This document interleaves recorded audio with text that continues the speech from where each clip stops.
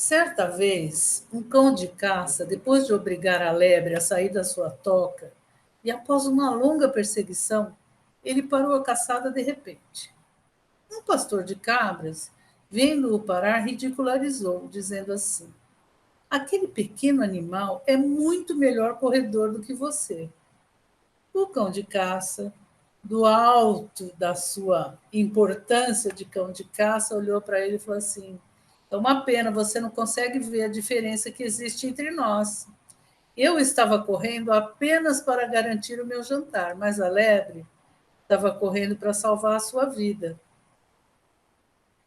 O motivo pelo qual nós realizamos algo é o que determina a qualidade com que a gente realiza isso, né? Se a gente pensar bem, por que nós levantamos da cama todos os dias? Só para garantir o nosso sustento? Ou nós fazemos isso por algo maior, por prazer e por entender que isso realmente é uma questão importante em nossas vidas? Estamos começando agora o NAT em Rede número 9. O NAT, Universidade Aberta à Terceira Idade, é um programa de extensão da Universidade Estadual de Londrina. E enquanto perdurar a pandemia, nós continuaremos remotamente. O NAT em Rede, ele vai ao ar na página do projeto Terceira Idades e na universidade, na Rádio Universidade, né? No próximo sábado. Então, hoje o nosso tema é desafio pessoal. Qual é o seu? Para a gente falar sobre esse assunto, nós temos o Ademir Lima, a Sueli Ruffini, o Denilson Teixeira, que é o coordenador desse programa UNAT, e o professor Moacir Medri. Vai ser sempre professor, não tem jeito, né? Eu vou pedir para eles, então, que eles se apresentem de modo breve, para que as pessoas de outras paragens, além de Londrina, saibam quem são os participantes do programa de hoje. Antes de tudo, muitíssimo obrigado pela presença de vocês. Vamos lá, Demir. Bom, boa tarde a todos. Eu me formei em biblioteconomia em dezembro de 1977, na extinta EBDES, Escola de Biblioteconomia e Documentação de São Carlos, que agora ela foi encampada pela Federal de São Carlos, então a EBDES que não existe mais. E depois eu comecei a trabalhar como bibliotecário em 78, né? Foi a Rondônia e tal. Mas antes eu trabalhava no Conselho Municipal de Cultura da minha cidade. Então, durante a faculdade, o ginásio e tal, eu trabalhei no Conselho de Cultura. Depois, quando formei em biblioteconomia, eu fui para Rondônia e trabalhei na Embrapa.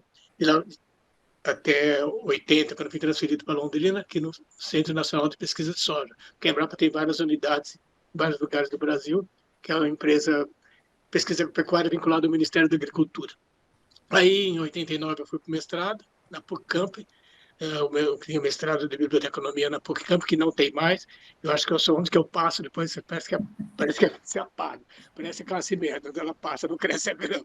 Então, depois de um tempo, a PUC-Camp não tem mais biblioteconomia, mas eu sou mestre em biblioteconomia por lá. E acabei me aposentando em 2019, na véspera da pandemia. Por suerte. É isso aí. Por enquanto é isso. E sou muito ligado às artes. Sempre. Sueli. Olá, obrigada pelo convite. Eu sou Sueli Ruffini. Eu me aposentei em 2019, sempre atuei no departamento de educação, sou formada em psicologia. Tive uma doença que me deu algumas limitações, e daí eu me aposentei, não resisti, voltei como professora sênior da pós-graduação. E estou aqui a convite da Maria Irene, muito feliz e satisfeita de poder falar com vocês.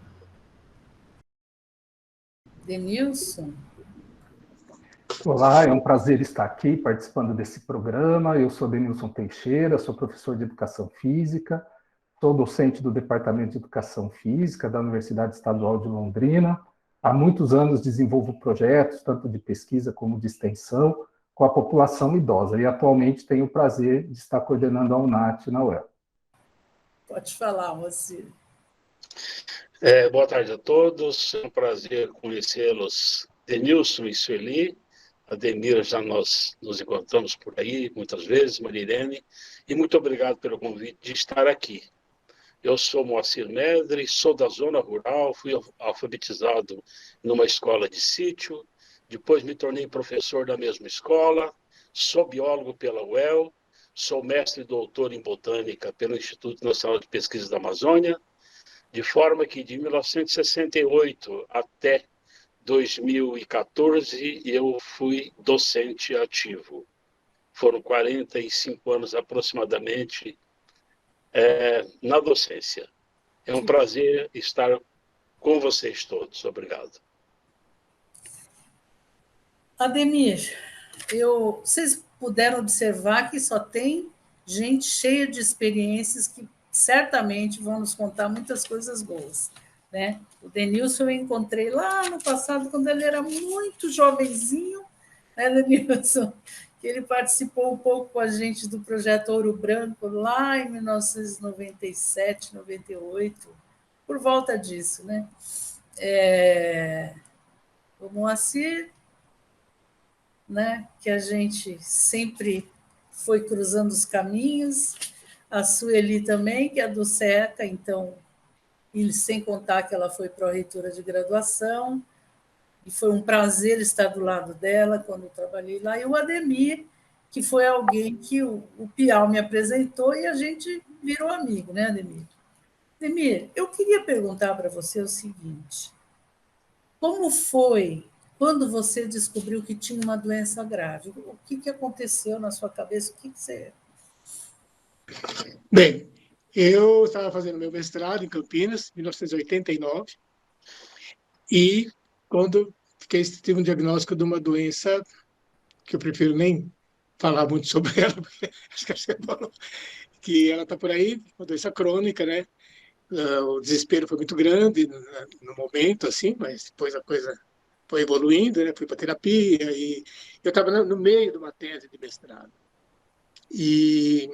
Mas eu sempre tive essa coisa de, não, eu olho para uma coisa e falo, não gostei. E aí eu acho que é próprio da minha própria raça, da minha própria história de vida, do meu povo, a gente está sempre tendo que tem que matar o leão todo dia, e não é só matar o leão, tem que mostrar a cara dele, né? Aí eu falei, bom, estou no meio de uma tese, deu aquele desespero total, aí depois eu fui me adaptando, fui fazendo, e acho que eu canalizei tudo em cima dessa tese. Eu fui o primeiro bibliotecário do Brasil, acho que talvez até do mundo, que levou o Marx para a biblioteconomia, entendeu? Eu comecei a fazer uma discussão muito. Eu comecei a ter aula com o Otaviani na Unicamp, que eu era da PUC, mas eu fui lá na Unicamp, comecei a entender o que é funcionalismo, o que era o todas as escolas da sociologia, né? E entender e tentar passar isso para o meu trabalho, que eu queria trabalhar com usuários de biblioteca. É um tema super batido em biblioteconomia, que vem de novo o usuário de biblioteca. Só que eu dei uma outra conversa. Não fiz aquela coisa que todo mundo faz aquele bolo, né? Uma receita, tá, os estatísticas, tá, não, eu fiz um discurso filosófico, né? E aí eu fiz um discurso colocando por que existem bibliotecas e coisas especializadas, porque a biblioteca ela é dividida em escolar, universitária, especializada e pública. Eu trabalhei sempre em biblioteca especializada em pesquisa pecuária. Então, por que, para quem que vai toda essa informação?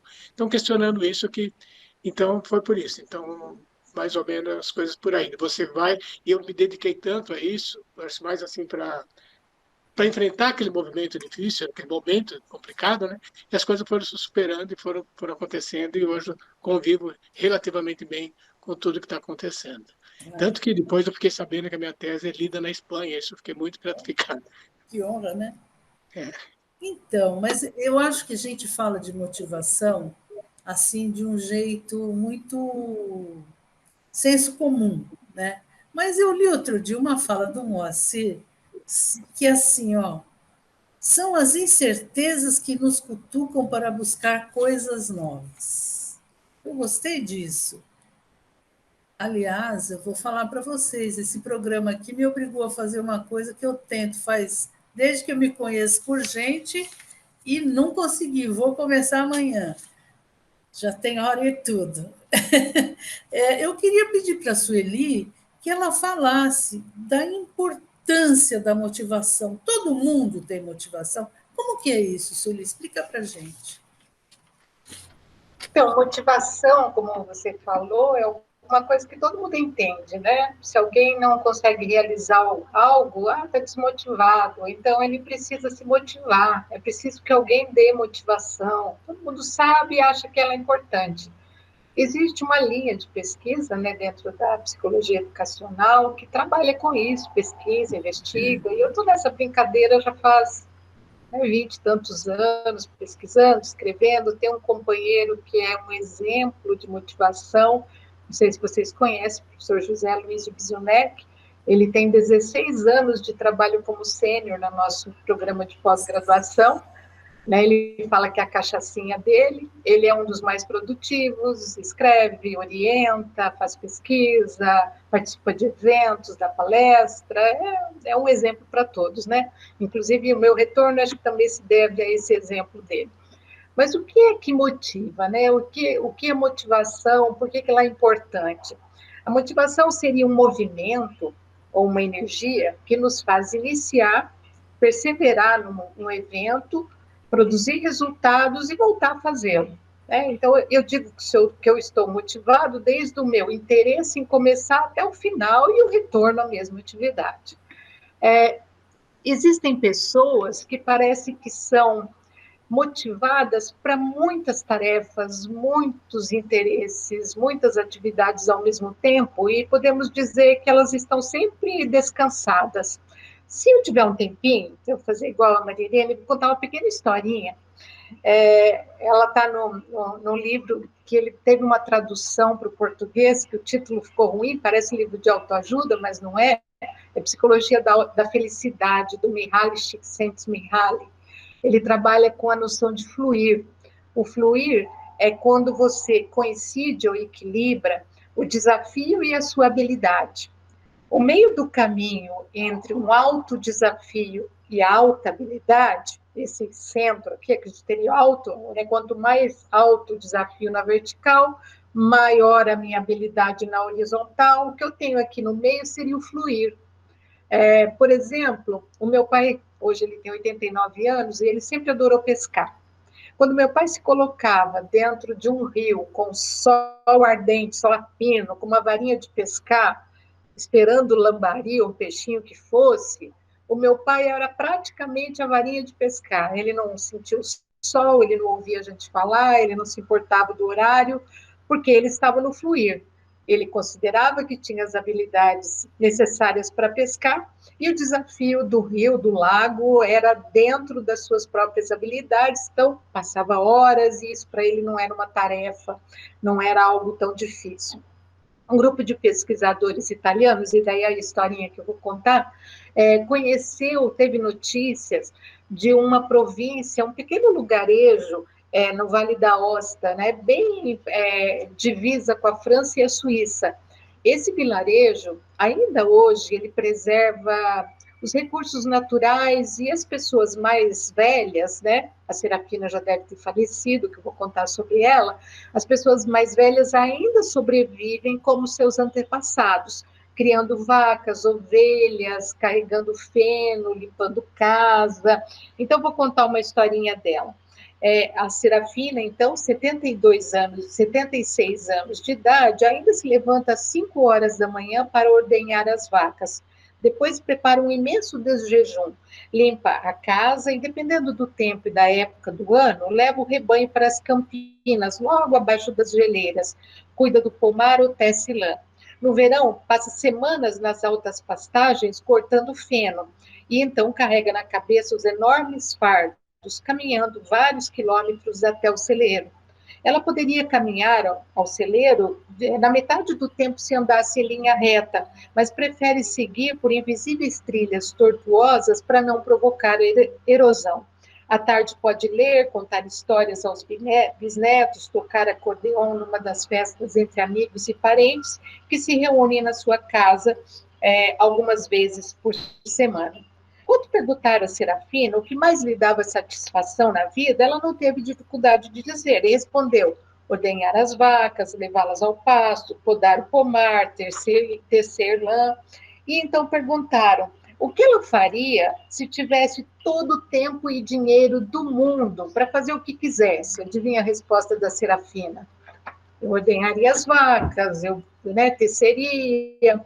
O que tem? Não que a gente deva ir para o campo e viver como a Serafina. Algumas pessoas poderiam se dar muito bem, mas outras não. Mas o que tem na vida dessa mulher e de outras pessoas que parecem ser mais felizes que as outras? Elas encontraram atividades que lhe despertam interesse. Isso é importante. Então, assim, eu tenho aqui um colega que quis participar. Então, assim, o interesse natural em uma atividade é importante. Agora, quando eu me deparo com ela, me vem uma pergunta: eu posso? Será que eu consigo? Vou começar uma aula de dança. Eu tenho muito interesse por dança. Eu posso? Se a resposta for negativa, eu duvido que eu tenha capacidade, eu tenho problema de ritmo. Ao começar as primeiras aulas, eu já vou poder desistir a ver os meus colegas rodopiando pelo salão. A segunda pergunta que eu devo responder é: eu tenho autonomia para fazê-lo? Eu estou obrigado? É de livre escolha? Eu tenho flexibilidade de fazer a atividade onde, quando, como eu quiser? Em terceiro lugar, as pessoas no meu entorno me dão valor, me reconhecem? Não que eu queira ser o melhor, reconhecido por ser o campeão na atividade que eu executo, mas eu tenho um pertencimento àquele meu contexto. Se eu deixar de fazer as coisas, vão perceber? Então, o que a Serafina encontrou lá no seu lugarejo, no Vale da Osta, que é a coisa mais linda, um ambiente, um lugar maravilhoso de natureza, nós podemos encontrar no nosso dia a dia fazendo pequenas coisas. Por exemplo, a pescaria do meu pai. Ele ia porque queria, quando queria, no rio que ele queria e voltava a hora que ele quisesse. Autonomia. Competência? Sim, melhor pescador que ele não existia. Assim Serafina também, para fazer as suas coisas. E o pertencimento. Eu posso contar às pessoas o peixe que escapou, eu posso, como a Serafina, tocar acordeon, ver os meus bisnetos. Juntando essas três energias ou três necessidades básicas humanas satisfeitas, competência, autonomia e pertencimento, eu posso ter uma diversificação de atividades que me dão satisfação. Satisfação é diferente de prazer. Prazer, por exemplo, eu tenho, vamos imaginar que estivesse um pouquinho mais fresco, e hoje nós vamos numa cantina italiana maravilhosa, faz tanto tempo que eu não saio para jantar, acho que vocês também, mas vamos comer uma massa com uma bela taça de vinho. Enquanto eu espero essa massa, eu estou já salivando e aguardando que ela venha, só que ao ver esse prato e comer e tomar a taça de vinho, isso é assim, acaba. 15, 20 minutos depois, eu já degustei a massa, senti prazer, só que foi. Esse prazer, ele não é duradouro, ao contrário, ele é muito efêmero. Agora, se eu tenho interesse em cozinhar, me sinto competente, tenho autonomia de escolher o prato, quando eu vou cozinhar e para quem eu vou cozinhar, e tenho um grupo de pessoas, ou uma ou duas pessoas, para quem eu quero cozinhar.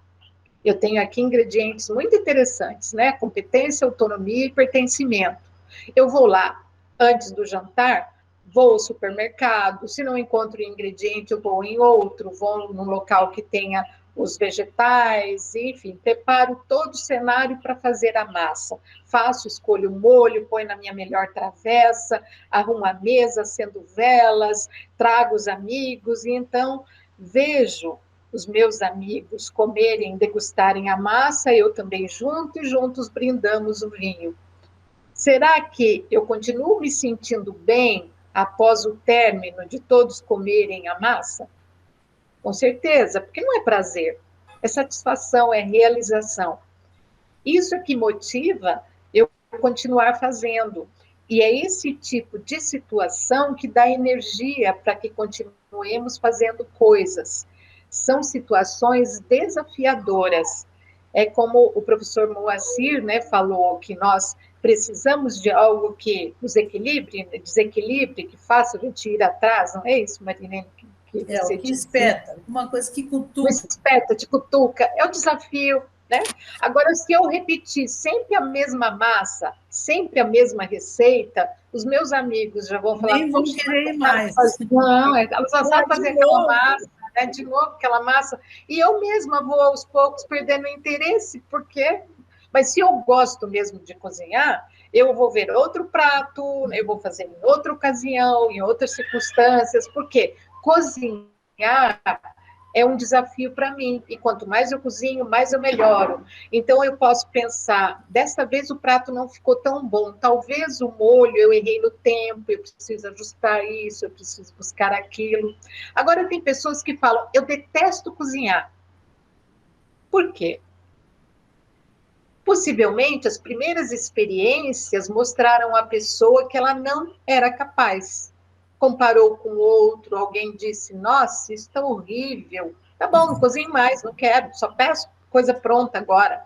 Eu nem tento, porque a minha percepção de competência, a minha necessidade por competência foi frustrada, de um modo quase que irreversível para a cozinha.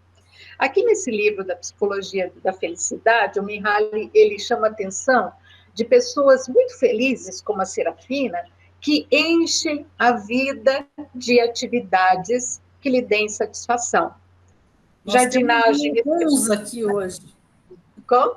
Nós temos uns aqui hoje que fazem uns isso. Aqui hoje, é verdade.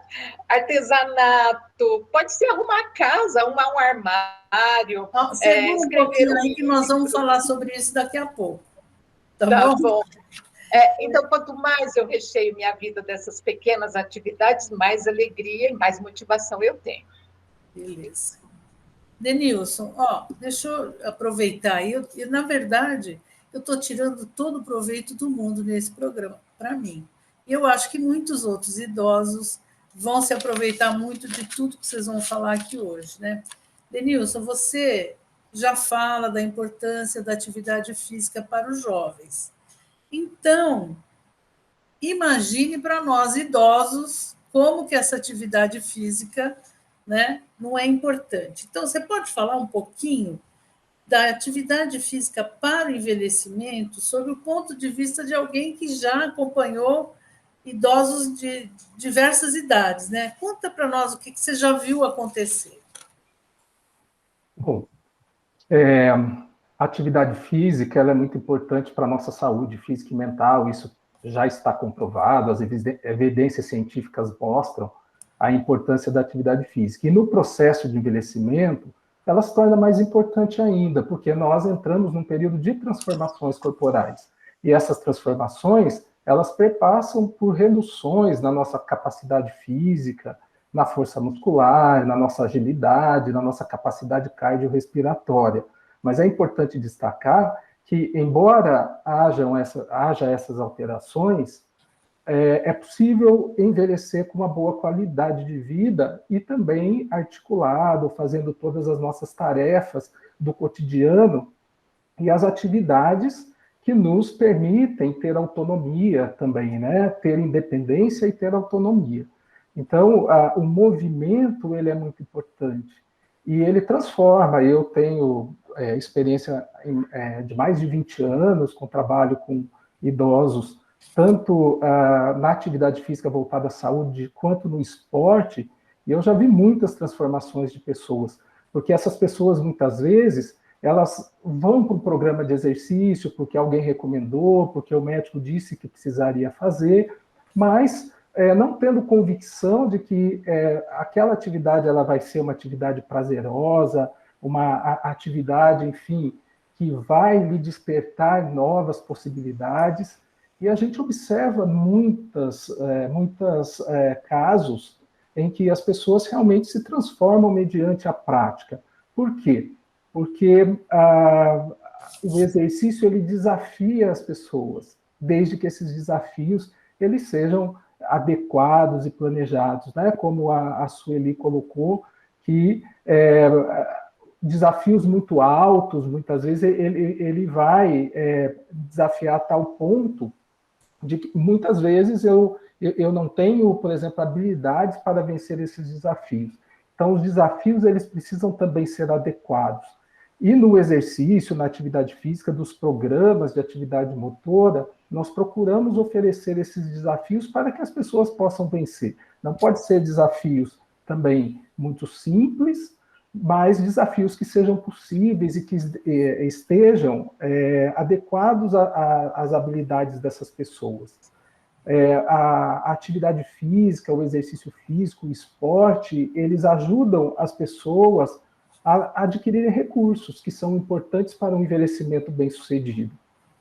O envelhecimento bem-sucedido, ele depende também de recursos que nós podemos adquirir ao longo da nossa vida. Esses recursos são recursos pessoais, recursos sociais, e os recursos econômicos, que são também importantes. Todos nós precisamos ter moradia, acesso a serviços de saúde, a transportes, mas outros dois recursos muito importantes, que são os pessoais, as crenças pessoais, né, o sentido de autoeficácia, que eu tenho capacidade para realizar determinadas atividades, muitas vezes elas são percebidas nessas atividades desafiadoras, em que o idoso, muitas vezes, não acreditava que pudesse realizar.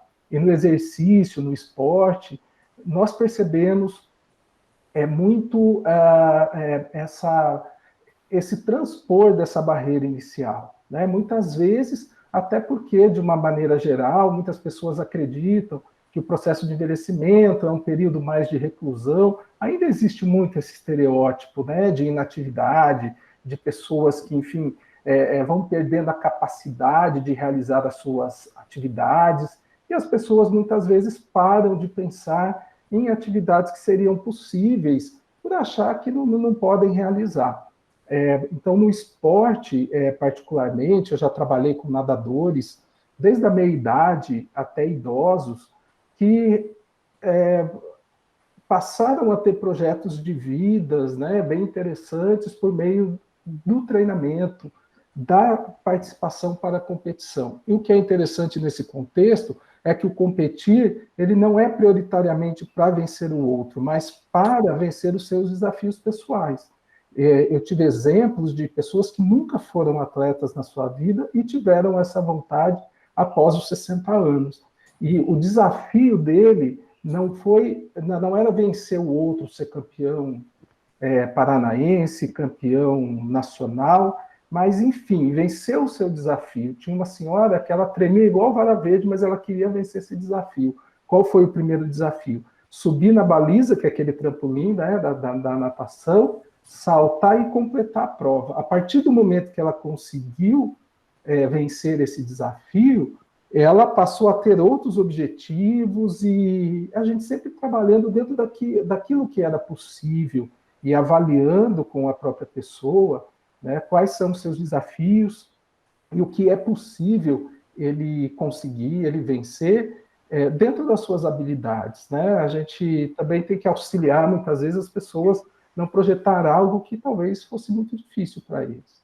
Então, assim, pelo esporte, pelo exercício, por essa capacidade de a pessoa perceber que ela é capaz de realizar determinadas atividades, isso abre portas para outras atividades também. Né? Não que a atividade, o exercício seja a única atividade, mas é importante, como já foi falado pela Sueli, que se para a pessoa tem um significado, ela pode ser, sim, uma atividade transformadora, cheia de desafios, e que vai abrir horizontes importantes para essa pessoa. Tá. Eu vou mostrar um slide aqui para vocês,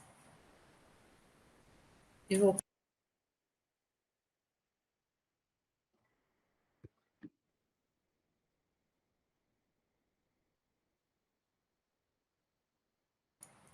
Vou mostrar um slide para vocês e vou perguntar para o Moacir se ele já fez atividade física antes. Ah, meu Deus, isso aqui está querendo me amolar hoje.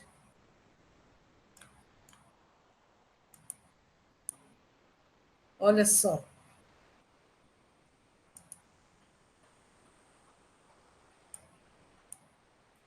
O Moacir, um corredor de rua, quase um Forrest Gump das margens do rio Tibagi, um contador de histórias que se revelou um grande escritor. Moacir, você já fazia atividade física ou você aposentou e falou, agora é a minha vez? Seu microfone.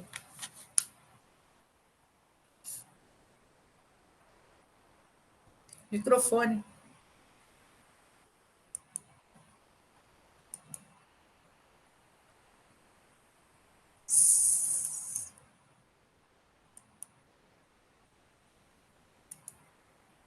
Seu microfone está fechado.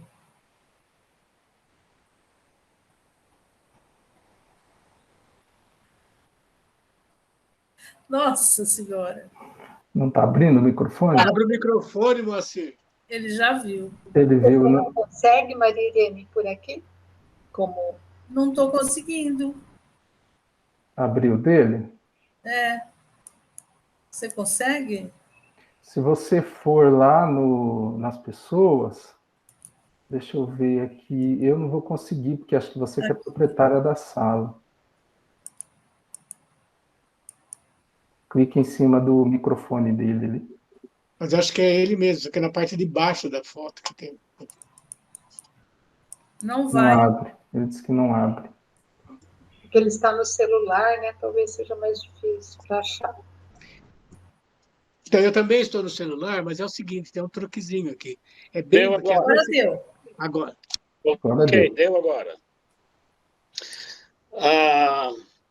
Pois então, eu fui durante o tempo todo, durante a minha fase juvenil, até como aluno na Universidade de Londrina, eu carpia café. Eu era um trabalhador da zona rural. Então, eu sempre tive uma disposição muito grande para trabalhar na enxada, peneira, rastelo, tulha, carregar sacarias de café. E eu era estudante de biologia. Nas férias de julho, eu ia para o sítio e ia colher café. Olha só. É. E não bastasse isso, eu jogava futebol também, porque nós tínhamos um campo de futebol num pasto lá no sítio que nós morávamos, e era o local também de jogar bola aos domingos. Bom, depois a vida muda e aí você se torna urbano, né? E por último agora, aqui em casa todo mundo corre. A Inês, minha mulher, tem 66 anos, já fez 5 São Silvestre, meu Olha. filho é Ironman. O outro corre também, faz ciclismo. E aí eu não tinha o que conversar na mesa durante a refeição. Legal. Eles ficavam falando em pace, em isso, em aquilo, né? A minha esposa cantando coral com a Ademir, né, Inês. E então eu falei, eu vou ter que entrar nessa conversa e eu vou correr também. Isso. E a minha filha me inscreveu na São Silvestre. Eu vi lá. E eu fui. E fiz, né? Já fiz 3 São Silvestre. Mas a gente corre mais que isso. A São Silvestre são 15 km, né? A gente às vezes corre 20, corre mais que isso.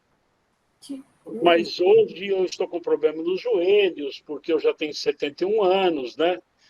Já não sou fininho, já estou gordinho, com a pandemia ainda mais. Então, fiz 2 cirurgias de joelho e agora estou fazendo ciclismo.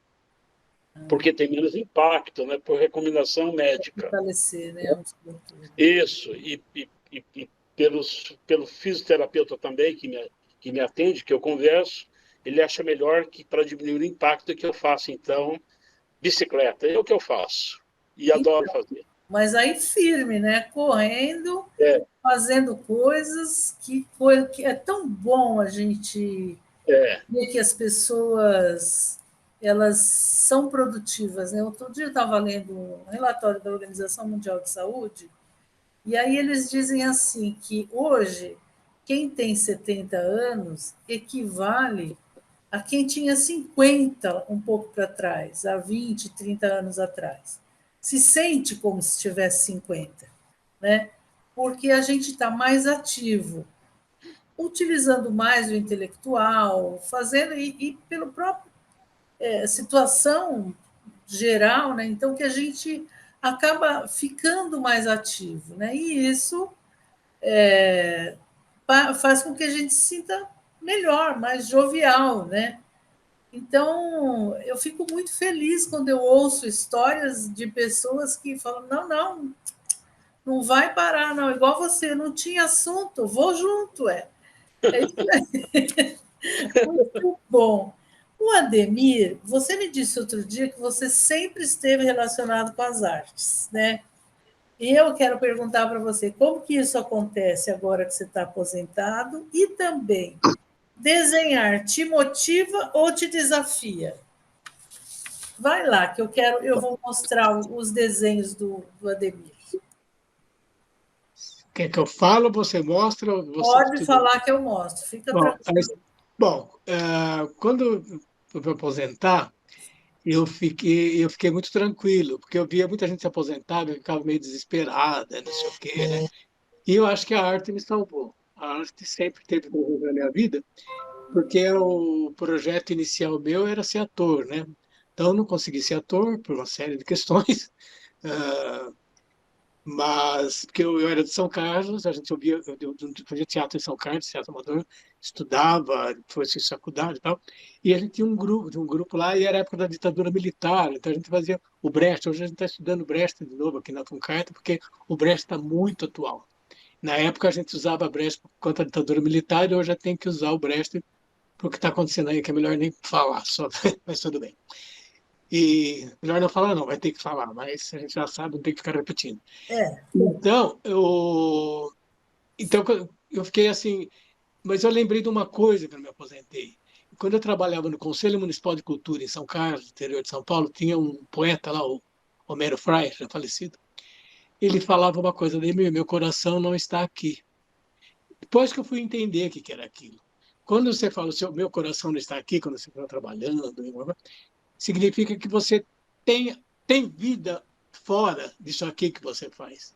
A vida não é só aquele trabalho, só aquele. A vida tem mais coisas. E geralmente essas coisas estão no esporte ou estão nas artes. E para mim está muito mais nas artes. O esporte é mais uma questão de saúde, que eu faço caminhada e tudo mais. Tem até um fisioterapeuta que agora virou meu personal, tal, eu preciso, né? E por causa de saúde e tudo mais. E fiz dança também, né? Os exercícios da dança eram bem pesados, tal. E daí, quando eu me aposentei, eu falei, foi tranquilo. Até teve um depoimento, que a gente faz um depoimento, quando deixa lá na Embrapa, no final você fala, minha vida faz parte da Embrapa, a Embrapa faz parte da vida. E eu coloquei essas coisas meio assim. O pessoal ficou meio chocado com o que eu falei, porque todo mundo, essa é a empresa, é a família, aquele senso comum que todo mundo sempre fala, né? Porque isso aqui não sempre é uma família, minha vida, blá, blá, blá. Tudo bem, tem muito a ver, sustento, mas não é só isso. Porque se ficar só nisso, você enlouquece. Então, eu, quando eu acabo, um pouquinho antes de aposentar, eu já estava fazendo mosaicos também. E já estava começando a fazer desenho realista também. que eu não Então, vi. aí quando aposentou de vez, aí, então essas coisas agora tomaram conta da minha vida. Eu fui para a Funcart, estou lá fazendo teatro, estou fazendo o coral, estou cantando com a companheira do Moacir aí, daí que eu conheci o Moacir e tudo mais. E então a gente está tendo, hoje inclusive tenho 6h30 tem uma aula online do coro e tal, e amanhã à tarde tem teatro e a gente tá nessa atividade. E no meio de tudo isso eu parei com o mosaico, porque eu não tenho mais, eu tô só no apartamento, eu tinha uma casa de campo, mas agora o salário caiu, que eu fiquei só com a aposentadoria, não dá para manter uma casa de campo, onde tinha um ateliê de mosaico lá na Estância Cabral e mais apartamento. E o mosaico faz muita sujeira, né? Eu não pus E o aqui. desenho é mais clean, dá mais para, né? Mais tranquilo. Então, mais ou menos é isso. Então, você tem, não Mas foi, deixa eu te perguntar, esse desenho de observação, ele te desafia? Porque me desafio, você sim, trabalha com o desenho de forma realista, né? sim, Quase que hiperrealista. me desafia muito, porque eu uso a técnica do Charles Labeur. Charles Labeur que é um cara maravilhoso, é o melhor do mundo, é brasileiro, de Minas Gerais. E ele não tem o braço esquerdo, não tem o braço direito, então vontade de matar o cara. O cara não tem o braço, eu tenho os dois, eu não faço a perfeição que ele faz. Então, fica impressionante. Então, É o você tal do ficou dentro desafio, a motivação, né, Sueli? muito grande. E eu tive epicondilite, que eu já tinha epicondilite por causa do computador. Movimento repetitivo, o braço ficou aqui meio. E agora que o desenho fica ali, tinha hora fazendo o mesmo movimento, epicondilite voltou. Mas aí eu ponho gelo, não sei o quê, e falo, não, eu vou desenhar. Então, essas coisas assim. Mas também não fico fazendo desenho 24 horas por dia, porque, inclusive, também eu vou ficar muito Claro. problemático. Então, você tem que dar um tempo. Então, eu faço longas caminhadas, que é o que eu mais gosto de fazer, que eu preciso fazer, mas também, uma vez por semana, eu tenho que parar. Eu não posso, não dá para ficar caminhando direto, tudo direto. Tudo tem que ter. O corpo tem hora que fala, dá um tempo. Aí você tem que Chega, dar um né? Dá tempo. um tempo. Tem hora que você tem que, não, dar um tempo e depois você volta e vai fazendo. Então, mas Né? de uma forma ou de outra, a arte está sempre Sempre contemplada tem. nas suas atividades Sim, cotidianas, né? Porque sim, porque faz quando eu tinha. parte, né? Exatamente. Quando eu tinha o Adanac, o extinto Adanac, a escola de dança, eu participei, eu era do corpo de baile do Adanac, dos rapazes. Gente, eu tinha 30 anos de idade, dançava com a molecada. O corpinho ainda dava, entendeu? Então, porque eu sempre tive um truque, né? As pessoas nunca acharam que eu tinha a idade que eu tenho. E agora está aparecendo um pouco mais, mas eu com 40, 30 anos, todo mundo achava que eu tinha 20, mas eu sabia da verdade, né? Agora eu vou fazer 69, então estou com setembro, faço 69. Ano que vem estou com 70. Então já não. Que Mas, bom, né? Que você está com 69 anos e faz é, tudo isso, né? e não me vejo não fazendo, entendeu? Pelo menos eu Sim. tô por aí. E aí canto e tudo. Aí eu estou fazendo as coisas que é possível fazer, porque é difícil eu não ter esse tipo de vida. E é tudo desafiante. Realmente, a gente sabe que a arte cura, né?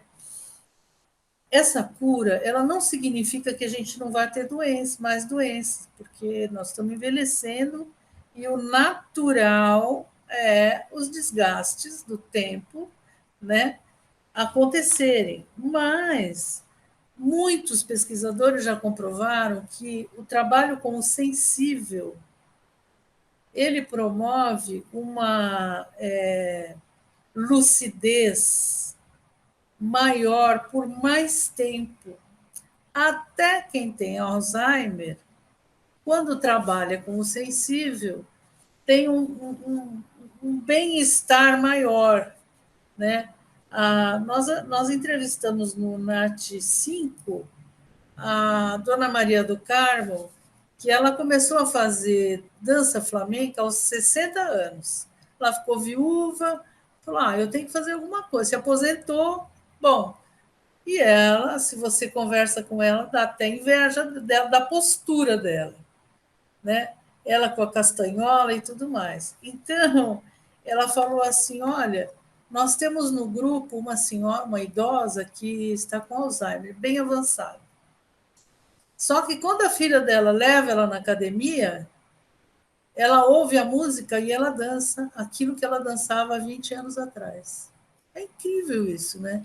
Então, assim, essa são tantas as possibilidades que a gente tem, né? Pintura, desenho, música, literatura, né? E eu ia até perguntar para você, Sueli, se como sobre esses fazeres com o sensível, né? Você quer comentar alguma coisa? Eu ia até comentar, porque o Ademir até disse, geralmente as artes, né, a música, o esporte, geralmente trazem uma motivação, um ânimo muito maior. Para uma pessoa que passou a vida toda acreditando que ela não pode desenvolver arte, ou que ela não pode ser capaz de desenvolver um esporte ou uma dança que exige ritmo, isso pode ser um desafio, como eu falei, num nível muito exagerado. Vai causar muita ansiedade. O que eu chamaria atenção é que, não desmerecendo a arte, a música, o exercício físico, o esporte, mas as pessoas precisam procurar atividades desafiadoras. Encontrar esse sensível, por exemplo, no jardim, a minha mãe trabalha com jardim na casa dela e ela faz tie-dye, aquelas misturas de tinta, é assim o sensível dela. Outra pessoa pode descobrir que é uma ótima organizadora do seu ambiente de casa, ou sabe, enfim. Outro dia o Marcos Cabreira falou isso, ele falou, a gente está acostumado a medir com a régua da academia, mas a gente não pode esquecer da régua do crochê, do bolinho de chuva, do bolo de fubá, do arroz e feijão que só aquela mãe faz, só aquela tia faz, né? Desde que para a pessoa seja um desafio ótimo, que o Denilson falou, nem exagerado e nem aquele que causa tédio, né? Tem que estar equilibrado. Agora, há possibilidades infinitas de busca, né? O que temos que ter está aberto para essa busca e esse encontro, né? Não, e eu vou falar para você uma coisa, eu já trabalhei com idosos analfabetos que não sabiam desenhar, diziam, não sei desenhar, professora. Eu falei assim, então vamos ver. Eu acho que eu fui iluminada esse dia. Nós estávamos numa sala super árida, mas tinha uma baia pendurada no canto. Eu falei, olha, então vamos fazer assim. Já que eu sei desenhar e vocês não, eu vou ser o lápis na mão de vocês. Eu vou para o quadro e vocês vão me dizer se a linha é para a direita, para a esquerda, se é reta, se é quebradinha, se faz curva, tá bom? Tá bom. Então, vocês olhem bem para esse vaso aí e vão me falando que eu vou fazendo. E eu realmente só fazia o que eles mandavam. E saiu a samambaia. Daí eu falei, quem aqui que não sabe desenhar? Nossa, professora, daí para frente, entendeu? Então, assim, eu acho que foi uma iluminação, porque isso nunca tiraria da minha cabeça, mas enfim, né? Era no salão da igreja, vai ver que alguma coisa ali aconteceu. Moacir, vamos lá. Agora eu vou mostrar uma coisinha aqui para vocês, que esse Moacir não é fraco, e a gente vai, então, ver aqui os livros do Moacir Medri. Moacir, fala para a gente como se deu essa mudança, quer dizer, mudança, eu digo assim, de sair da escrita científica e para escrever causos, que, aliás, gente, vocês precisam ouvir o Moacir contar um caos, porque não tem igual, só ele sabe contar as coisas. Muito bom. Moacir, conta para a gente sobre os seus livros. Se eu não estou errada, Da Cor da Terra, peraí, Cheiro de Chuva, Travessia à Felicidade Não Mora ao Lado, Pedras, Paus e Pétalas. E eu estou vendo aqui que esse livro você não estava aposentado ainda, né? 2011. Não estava. Eu estava ensaiando a aposentadoria, mas com medo de encarar. Como eu falei inicialmente, né, eu estive na docência há tanto tempo, e aí me tirar do plug e falar o seguinte, agora você vai para casa e aí, né? Trabalhando com pessoas, com salas de aula, desde 1968, eu tinha 18 anos, né? Até 2010, quando eu, então, fui escrever esse primeiro livro, e eu queria saber se eu daria conta. Porque eu vim da zona rural e eu tinha uma motivação imensa para escrever aquilo que eu via, né? Lá na venda, no sítio, no campo de bola, e eu falei, eu vou tentar escrever. Então eu começo por um livro com 24 histórias, ou histórias, né? Que tem começo, meio e fim, e termina logo, para ver se, né? Sentir se eu daria conta de fazer. E fiz. E a crítica foi boa, eu consegui vender a primeira edição, fiz uma segunda, vendi também. Daí saiu uma peça de teatro apoiada pelo Promic, né? Apresentamos no Zaqueu de Mello aqui em Londrina, no Zanelli de Porã, e é mais ou menos como a Sueli falou, né? Isso é um feedback positivo que você fez, e aí quem eu gostou e me encorajou a fazer o próximo, né? Que foi uma motivação. Aí veio o próximo, que chama Cheio de Chuva. Aí eu já estava, então, né, começando a botar a primeira pedra fora da universidade, mas o livro já estava pronto. São 64 contos, né? E a maioria são coisas do cotidiano. Alguns aconteceram na universidade, outros nas escolas, outros na vida, outros na roça, né? Outras em Manaus, no Rio Solimões, no Rio Amazonas, onde eu morei por 5 anos.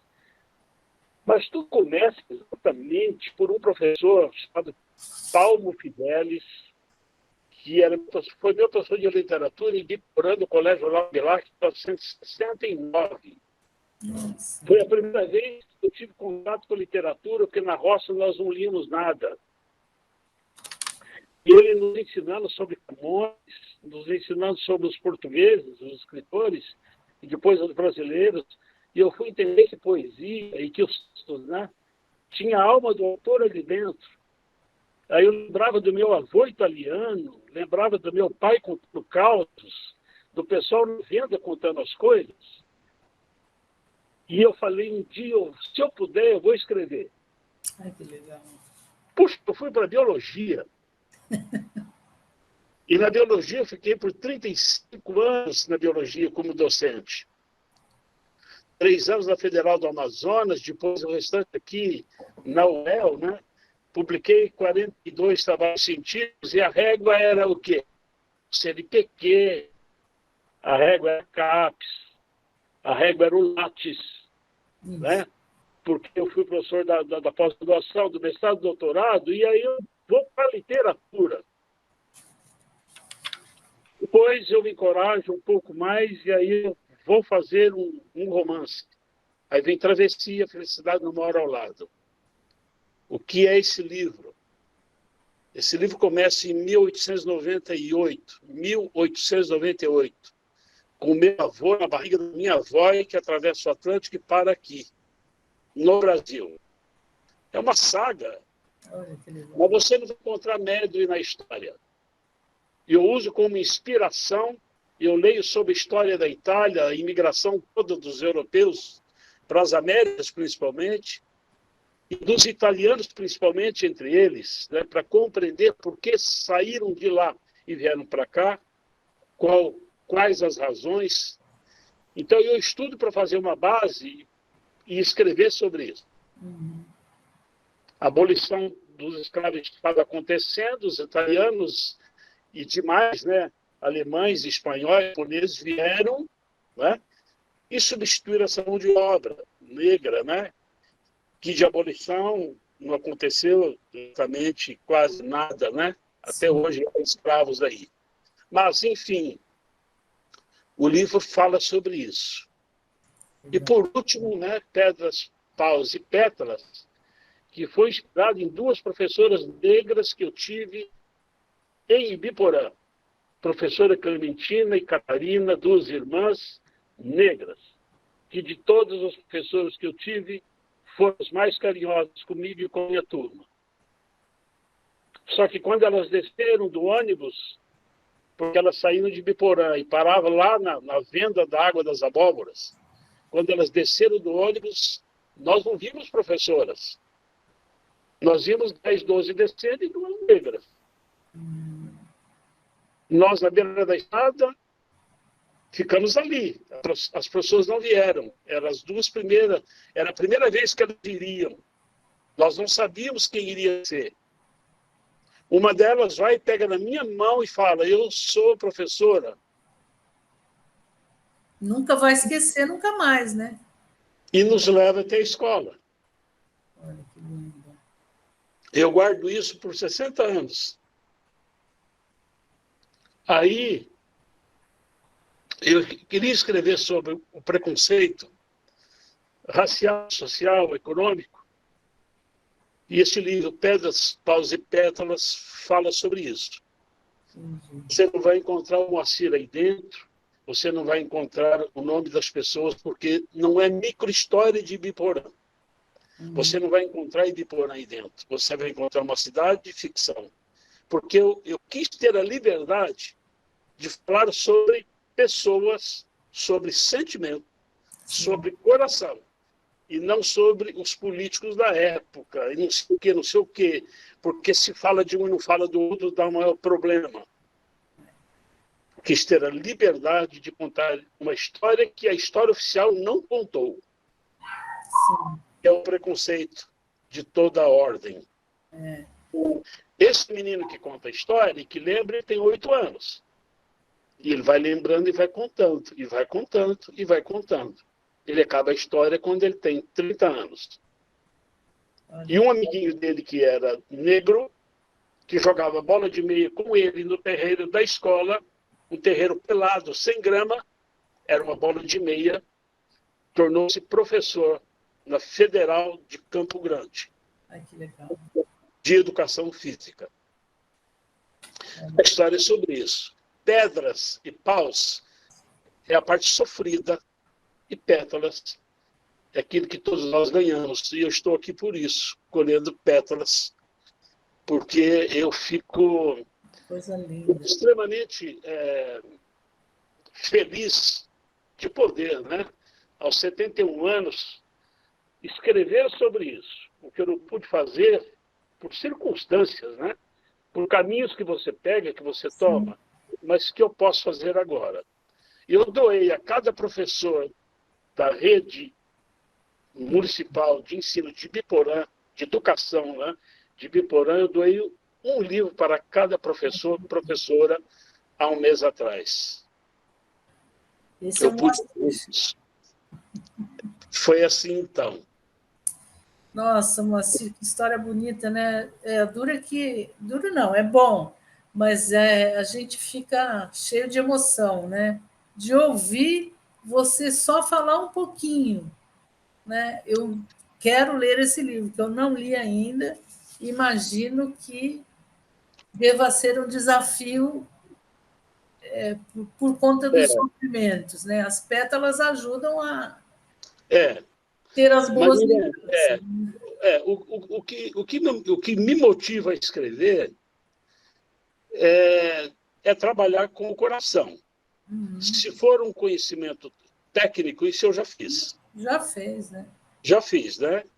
Com a régua que eu tinha que fazer dentro da universidade, né? Numa área biológica, eu sou anatomista vegetal, né? E ensinando para agrônomos e biólogos e botânica medicinal para a farmácia. Então, a régua era aquela. Agora, eu estou na literatura, né? Então, eu li bastante, né? Os nossos autores, e isso motiva, né? Mas o Paulo Fidelis, esse professor lá atrás, né? Ensinando literatura, foi, vamos dizer assim, o que me cutucou, né? O caldo eu tinha daquilo que eu vivi, né? Que eu vivi, que eu observei e tal. Mas ele foi o gatilho, né? Foi o gatilho, foi o gatilho. Mas olha, eu acho tão interessante quando eu ouço cada um de vocês, porque eu estou gostando muito de envelhecer, estou achando uma delícia envelhecer, né? Porque você vai fazendo isso, olha, eu quero falar pelo coração, eu quero contar o que eu vivi, o que eu vi, não é? As histórias que as pessoas passaram. Então, assim, essas escolhas que a gente tem a oportunidade de fazer, eu acho até que a gente faz mais tarde porque, não, sei lá, o trabalho, mas porque a gente também não foi fundo, né? E que também ia ficar muito dividido, porque a gente quer fazer o trabalho muito bem feito também, né?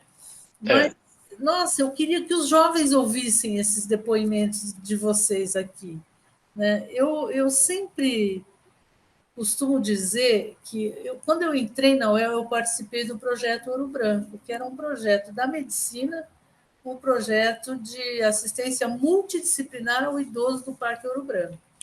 E a minha proposta era trabalhar com desenho como autonomia de expressão. Quando eu falei a minha proposta, alguém olhou e fez, será? Né? E aí, com o tempo, depois eu virei estrela, assim, porque os trabalhos dos idosos eram lindos, né? Eu estou tentando reorganizar esse material para produzir um livro de memórias mesmo desse projeto. Mas eu costumo dizer que a convivência com o idoso, ela faz a gente acordar. Porque quando eu participei desse projeto, eu não era idosa, eu tinha 39 anos, né? Mas eu costumo dizer, isso já virou até carne de vaca, que eu virei gente depois que eu participei do projeto Ouro Branco. Por quê? Um dia eu me vi tão carinhosa com uma senhora que tinha muitas dificuldades, eu falei, meu Deus, ela é uma estranha, eu estou tratando tão bem assim os meus idosos. Como que eu trato? Né? Parece que, nossa, eu acordei, que bom que deu para acordar com um tempinho ainda, né? Então, assim, essa troca, a gente não vê a hora de poder voltar, porque nós vamos poder ter essa relação intergeracional na UNAT, né, Denilson? Então, o depoimento de vocês, eu tenho certeza que muita gente hoje vai ficar muito, muito, muito feliz. Mas eu quero só perguntar uma coisa para vocês. Em uma palavra, hein? Vou começar pelo Ademir. O que te desafia? O fato de... A minha origem. Sua origem? A minha origem. O que te desafia? Está fechado o microfone. Eu acho que hoje meu principal desafio é viver bem, com saúde, com disposição, com energia, viver mesmo, é um grande desafio. Que bom. Denilson, você é jovem ainda, mas o que te Não muito, né? mas que bom, com certeza. Sim, mas acho que o meu principal desafio hoje é o equilíbrio. Quando eu penso em equilíbrio, equilibrar as atividades de trabalho, lazer, família. Então, eu vivo buscando isso. E o Moacir? Nessa altura, o que me desafia hoje é mostrar aos meus filhos e meus netos que a esperança não pode ser perdida. Nossa, que nós podemos sempre. Eu vou pôr um vídeo de 1 minutinho do Cabreira, mas você, Moacir Medri, pode preparar um caos para contar para a gente para encerrar, tá? É verdade, você tem um jeito peculiar de falar que é muito gostoso a gente ouvir. Era lá. Quando a gente pensa em fatores relacionados à saúde, a gente pensa em coisas biológicas, né? A gente fala do cigarro, do sal, do açúcar, do peso, da pressão, mas muitos estudos atualmente têm mostrado que coisas não biológicas, coisas do comportamento, virtudes que a gente pode ter, influenciam a nossa saúde, influenciam o nosso envelhecimento. Olha que coisa interessante. Muitos estudos estão mostrando, por exemplo, que as pessoas otimistas vivem melhor, que as pessoas com maior gratidão vivem melhor, as pessoas que têm capacidade de perdoar, o perdão, vivem melhor. A mesma coisa, as pessoas que têm empatia, que têm compaixão. Olha que coisa, gente. Quando a gente desenvolve essas virtudes, nós estamos também contribuindo. Lógico que nós vamos estar vivendo melhor. As pessoas que têm essas virtudes vivem melhor, mas a gente vive também com a saúde melhor a partir dessas virtudes que a gente podia desenvolver. É muito comum a gente ver estudos na ciência que mostram essa correlação. E uma coisa interessante, você veja que o abraço Márcio, abraçar alguém aumenta, por exemplo, um hormônio importante para a saúde, que é a ocitocina. Então, você veja que nós temos grandes oportunidades no nosso dia a dia para a gente conseguir uma saúde melhor, né? E a gente pode ainda fazer bem ao outro. Então, vamos lá. Otimismo, perdão, gratidão, compaixão, empatia e o abraço fazem bem à saúde.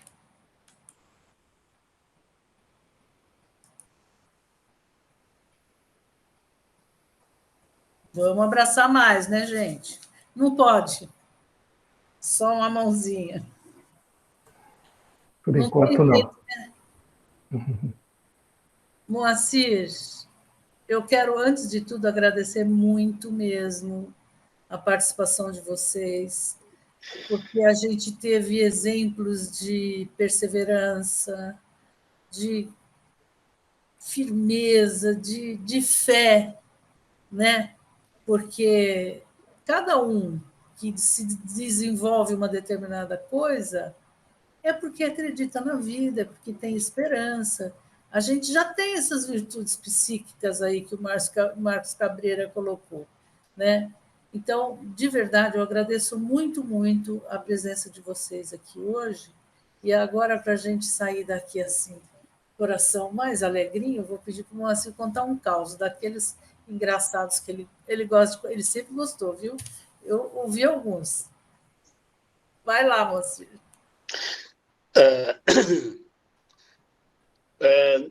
Não é bem um caos este, mas é uma... Porque as pessoas às vezes me perguntam o seguinte: como é que você busca elementos? Você escreve sobre o quê? De onde vem a inspiração? Qual é a fonte que você bebe, como se diz aí no popular, né? E eu digo a eles, eu falo sobre o cotidiano, né? Às vezes as coisas caem no colo, às vezes você vive aquilo e você fala, uma hora eu escrevo sobre isso. Então, aconteceu o seguinte, eu termino biologia, eu vou para Manaus em 1976. Veja bem, eu saí da Água das Abóboras, já falei sobre isso para vocês. Entro no avião tremendo de medo, né? Biólogo recém-formado, uma bolsa de pesquisa para fazer um mestrado no INPA, em Manaus. Minha tese é sobre seringueira. E eu tinha que buscar a seringueira numa várzea do rio Solimões, a mais ou menos 8 horas de barco de Manaus. Mochila nas costas, vou para o porto e pego uma jardineira, chamado também de Recreio. É um barco que leva tudo, pato, bode, gente, bolota de seringueira, guaraná, peixe, o que você imagina tem ali. Pego minha rede e estendo essa rede no barco. E o barco vai subindo, o rio Solimões. 5 horas da tarde, eu desço num lago chamado Janauacá. Desço, 5 horas da tarde, vou procurar uma casa, porque eu sei que ali tem um seringal, que é o material da minha tese ou da minha dissertação de mestrado. Tem um senhor na barranca do rio. Ele me atende, ele chama-se Raimundo Nonato. E tem ali um monte de crianças, eles sem camisa e as crianças todas sem camisa. E eu falo com ele, eu precisava de uma noite para dormir, tem um local aqui? Ele falou, tem, entra aqui dentro. E eu fui. Tinha um fogão no canto, nenhum quarto. Era só um cômodo. Uma canoa amarrada no pé da casa, que era uma palafita, para quando a enchente vier, a água não pega na casa. E aí eu me arrependi. Por que eu fui pedir? A hora que eu vi a casa, eu vou incomodar. Nossa, mas também eu não podia dizer não. Eu estaria desfazendo dele. Dona Alice é a esposa, Raimundo é o marido, e aquele monte de criança. Estende a sua rede aqui. Estendi a minha rede, num cantinho. Durante o dia, é um quarto, é uma cozinha. durante a noite é um quarto. Todas as redes colocadas paralelamente. E eu coloquei a minha lá no cantinho. E assim foi. Cada 15 dias eu ia lá e dormia ali. E ele com a canoa me levava no seringal, o seringal era dele, remando com a canoa. É uma canoa de um pau só. É feito de uma casca de árvore para 2, 3 pessoas. Ele remava, ia lá, coletava e voltava para o INPA. 15 dias novamente. Eu tentei pagar, ele não quis. Então eu levava bolachas, alguma coisa para as crianças, tal. E assim foi. Ele tinha 7 filhos. Nossa. 7 filhos. Mas a dona Alice ficou grávida de novo. E um dia eu perguntei para ele, como é que vocês fazem? Ele falou assim, faz o quê? Uai, filho? Ele falou assim, por quê? No Paraná vocês não fazem? Mas não era isso. Eu estava perguntando ali, né? Todos ali na rede, e eles fizeram todos ali na rede. Ela tinha uma rede maior, que era a rede do casal, e ele uma rede menor do lado dela. Na hora do amor, ele pula na rede e faz. Era uma casa de tábua, de madeira bem simples. De forma que qualquer mexida na rede balançava a parede. E a gente sabia o que estava sendo feito. Mas então a dona Alice fica grávida e eu chego um dia lá, né? E à noite, eram as 2 horas da manhã, ela começou a ter as dores do parto, as contrações. E eu me pus de pé na rede, né? Ele acendeu a lamparina, eu me pus de pé, fiquei ali, né? Sem saber o que fazer. Saio da casa, fico lá fora, o que eu faço, né? O menino maior, Nildo, e o outro, o Ricardo, ficam de pé comigo. Aí a coisa se avoluma e eu pergunto, Raimundo, e eu tinha feito anatomia na universidade, né? O biólogo faz anatomia. Você quer ajuda? Ele falou assim, quero. Esquenta a faca na brasa do fogão. E eu peguei a faca que estava enfiada na parede, assim, porque não tinha gaveta, enfiava a faca na parede. Que era faca de limpar peixe, né? E eu peguei a faca, coloquei, ela ainda tinha brasa no fogão, que era de lenha, né? Avermelhou a faca e eu passei para ele, ele cortou o cordão umbilical. Aí ele foi para fora, ele me pediu que eu jogasse água, e eu joguei água e lavamos o menino. E esse foi o 8º filho. Esse texto está no livro Cheiro de Chuva, que chama Crias dos Solimões. O rio Solimões é altamente piscoso. É dali que sai toda a comida de Manaus, praticamente. As suas várzeas são férteis. Férteis por quê? Toda essa várzea vem da Cordilheira dos Andes, que é um solo vulcânico, e deposita com aluviões, isso faz anualmente, renovando a fertilidade. Olha. É ali que se colhe feijão, melancia, pepino, na época da vazante. Quando vem a chuva e que vem a cheia, essas colheitas já se encerraram. É o ciclo natural ali. E é ali que tem peixes, peixes e peixes. O Rio Negro é pouco piscoso, que é um afluente. Une os dois com os Solimões e forma o Rio Amazonas daí até Belém, que vai para o Atlântico. Então, eu estava vendo a dona Alice como as crias dos Solimões. Os Solimões que dá tanto, que dá todas as proteínas, todas as vitaminas e todos os carboidratos que essa população come. Dona Alice dava tantas crias, tantas gestações, como esses Solimões, com tantos filhos. O texto fala sobre isso. Eu nunca vi tanta partilha na minha vida como eu vi nessa família. Gente ter tão pouco e ter me dado tanto. Me deu um seringal para eu fazer meu mestrado, me deu pouso durante os dias que eu estive lá, né? Durante um ano, de 1976 e um pouco de 77, e eu não pude dar nada, né? Deus E eu sim. tinha muito mais que eles, né? Não pude dar nada, a não ser escrever sobre isso. Em 2011, eu fiz esse texto, nesse livro de 2013, né? Eu vou escrever e fazer uma homenagem, como se fosse uma homenagem. Não sei por onde anda a Dona Alice e o Raimundo Nonato, que era o nome dele, Raimundo Nonato. Não sei por onde anda, se estão vivos, inclusive. Então, não é um caos, mas é mais uma crônica, né?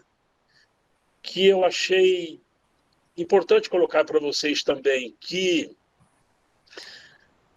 a motivação vem de longe, às vezes. Nós temos que ter a chance de, né, a oportunidade de botar isso hoje.